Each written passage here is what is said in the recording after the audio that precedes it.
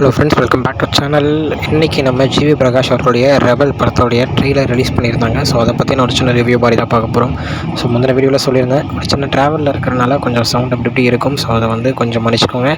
So படம் அதாவது trailer பார்த்தேன், சூப்பராக மாசாக இருக்குது அப்படின்னு தான் சொல்லணும். ஸோ ஒரு ட்ரூ ஈவெண்ட்டாக சூப்பராக எடுத்திருக்காரு நகேஷ், தென் ஜிவி பிரகாஷ் வாழ்ந்திருக்காரு அப்படின்னு தான் சொல்லுவேன். எனக்கு பொறுத்த வரைக்கும் ஒரு சின்ன டேர்ம் தான் என்னென்னா, ஒரு film change actor to performer அப்படின்றத நான் நம்புவேன். இப்போ ஒரு நடிகர் இருக்காருன்னா அவர் ஆக்டர்லேருந்து பெர்ஃபார்மராக மாற்றுறதுக்கு ஒரு படம் அவருடைய வாழ்க்கையில் வந்தால் போதும். ஸோ ஜிவி பிரகாஷ்க்கு இந்த படம் அப்படி அமையும் அப்படின்னு கன்ஃபார்ம் நினைக்கிறேன். ஏன்னா இதில் அவருடைய ட்ரெய்லரில் அவருடைய நடிப்பு பார்த்தாலே தெரியுது, நடிக்கலை வாழ்ந்திருக்காரு மனுஷன் அப்படின்னு. ஸோ அவ்வளோ சூப்பராக செம்மையாக நகேஷ் அவருடைய ஆக்டிங்கை வெளியே கொண்டு வந்திருக்காரு. ஸோ படம் பார்த்திங்கன்னா கேரளாவில் நடக்கிற மாதிரி காமிச்சிருக்காங்க. ஸோ கேரளாவில் இருக்கிறவங்களுக்கும் தமிழர்களுக்கும் நடந்த ஒரு கலவரத்தை தான் பேஸ் பண்ணி இந்த படம் முழுக்க எடுத்திருக்காங்க அப்படின்றது ட்ரெய்லரை பார்த்தாலே நம்மளுக்கு நல்லா சூப்பராக தெரியும். ஏன்னா ஸ்டார்டிங்லேயே நம்ம காமிக்கிறாங்க, அதாவது கேரளாவில் ஒரு காலேஜில் ஒரு படிக்கிறாரு.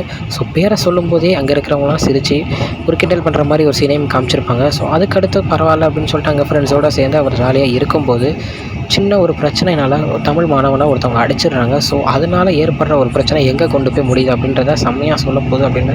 என்னடா நீ ட்ரெய்லரை பார்த்து இவ்வளோ சொல்கிற அப்படின்னு நீங்கள் நினைக்கலாம். சூப்பராக ட்ரெய்லரில் எவ்வளோ காமிக்கிறோமோ அவ்வளோ தான் சூப்பராக காமிச்சிருக்காரு அப்படின்னு தான் நான் சொல்லுவேன். ஸோ இந்த ட்ரூ ஈவெண்ட் சூப்பராக நம்ம ஜிவி பிரகாஷுக்கு ஒரு சரியான ஒரு படமாக அமையணும் அப்படின்னு நம்ம சேனல் சார்பாக வாழ்த்துக்கலாம். அவருடைய பர்ஃபார்மர் ஜிவி பிரகாஷை வெளியே கொண்டு வரும் அப்படின்னு எனக்கு நல்ல நம்பிக்கை இருக்குது. ஸோ படம்க்கு நான் மரண வெயிட்டிங்.